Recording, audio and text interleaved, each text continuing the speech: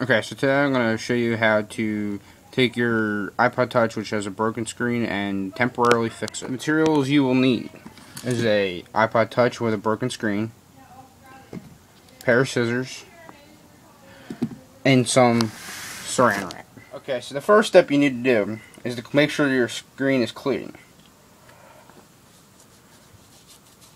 Good huffing on it. Now, as you can see, the screen is so cracked that it's starting to chip away. Now, there's a way to temporarily fix this until you can get a real fix done by using saran wrap. It's as simple as this. Make sure you can try to get it nice and tight. And then you can use the scissors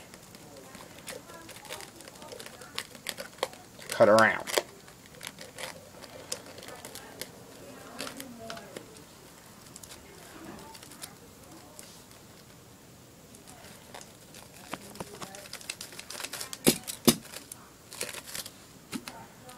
Try to get all the bubbles and stuff out, just as if it was a screen protector that you were using.